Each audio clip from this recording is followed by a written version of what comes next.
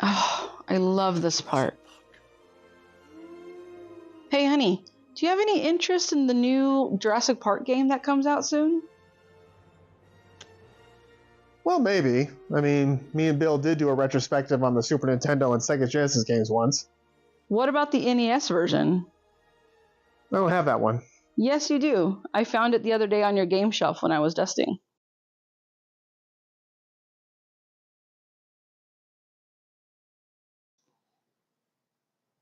Where did I get this?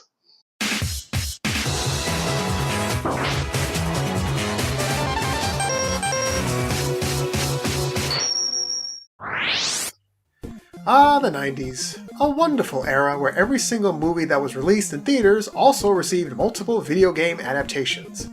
Hell, even some TV shows did too. You just don't see that anymore. I mean, I'm sorry, but I don't think The Fall Guy is coming to the Nintendo Switch anytime soon. Nowadays, the best we can hope for is playable characters in Fortnite, which I had heard from Bill is a pretty good game, but today we're keeping it retro, we're keeping it old school. Speaking of which, hey honey, how will we be playing this Jurassic Park game? With the new Retron 5, capable of playing retro games from 5 different systems. Review coming soon from Bill here at the Brotherhood of Gaming. Because playing games on collections is nice, but there's nothing like blowing into an old cartridge and doing it old school. Now back to our regularly scheduled review. Ocean Software paid a boatload of money to secure the rights to make video games for the new movie Jurassic Park. They knew, just like Arnold Schwarzenegger did, that this movie was going to be huge. Universal helped out by providing the game developers access to materials from the film, such as the script and on-set photos. This allowed them to make a game that closely represented the first movie as much as possible. The game hit shelves in June of 1993, shortly after the movie arrived in theaters. Now, as far as the plot of the game goes, you are Dr. Alan Grant, and it's up to you to get off the island of Isla Nublar, which has been taken over by the engineered, recreated dinosaurs of Jurassic Park. You will have multiple tasks to complete in order to escape, including saving the children, Lex and Tim. As for the other people on the island, well, they're on their own. This game has 6 levels, and they all have unique objectives. In the first level, you must rescue Tim from a herd of stamping Triceratops. For the second, you must save Lex from the freed Tyrannosaurus Rex. The third, you'll have to restore power to the island by turning on the main generator. The fourth requires you to destroy the raptor nest using explosives. For the fifth, you'll have to get to the dock to operate the only remaining radio on the island. And for the last one, you must get to the chopper after saving Lex and Tim from the Tyrannosaurus. For the levels themselves, you must collect all the eggs in a level in order to acquire key cards to get access to buildings. There you can operate computers, turn on power switches, and so forth. To defend yourself, you have this rocket launcher. Well, not really, but hey, this gun that Alan has is pretty damn awesome. You can shoot an array of bullets at the dinosaurs that try to attack you. You have the normal ones, which are weaker, but they're plentiful throughout the island. There's also more powerful types you can find as well. To switch between the bullets, you can use the select button. It is suggested that you save the special ones for the more imposing dinos. Keep in mind, Dr. Gramp does hold the gun under one arm, so when you line up your shots, you will not hit the enemies head on, which can be a little annoying. As for the dinosaur roll call, well, we have the Compies, which are all over the place, Dilophosaurus, which shoot projectiles, which make them tricky to hit, and the Velociraptors, who are the most aggressive as they just follow you around, and not to mention the occasional Dimetrodon and Brachiosaur. Now I got to say, this game is a great example of the best things when it comes to retro games, and the worst things as well. First, I really love the look of this game. Those classic 8-bit graphics are beautiful, so they spared no expense here. Each level is popping with its environments. My personal favorite is the volcano section, with its glowing red lava. It's a thing of beauty.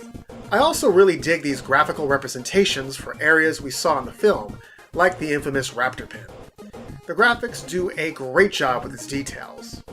Well, the humans look pretty stupid, but who cares about them? It's all about the dinosaurs, and they look great.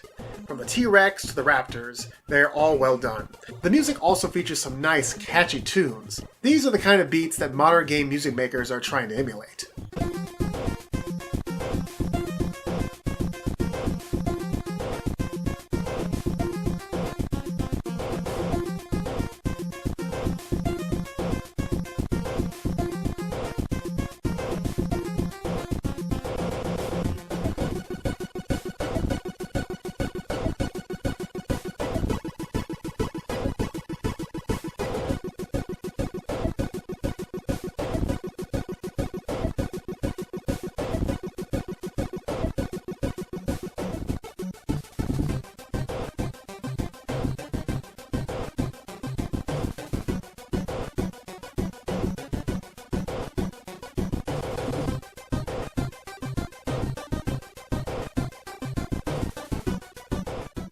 Now let's get to what really defines this game.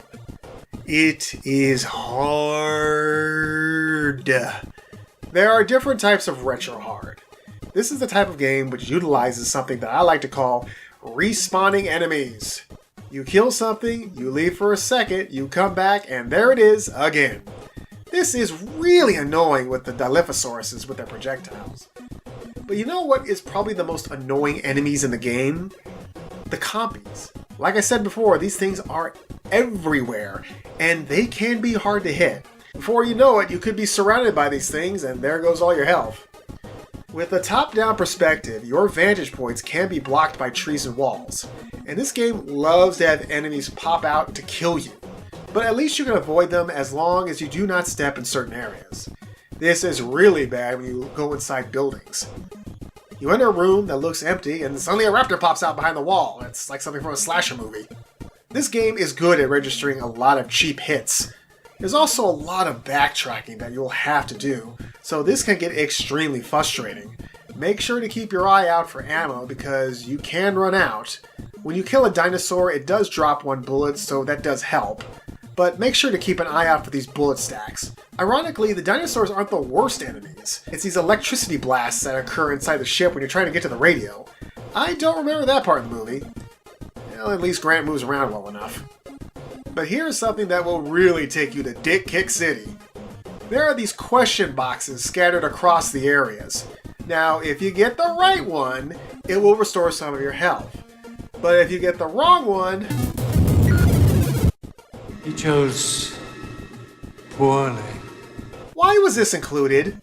I mean, this is a total crapshoot. At least for the first time you play it, so this is one of those games where you just have to use trial and error in order to beat it. It was a way for the developers to ensure that these gamers keep playing these games that they purchased over and over back in the day. But the problem is, if your game gets too frustrating, more often than not, you just stop playing.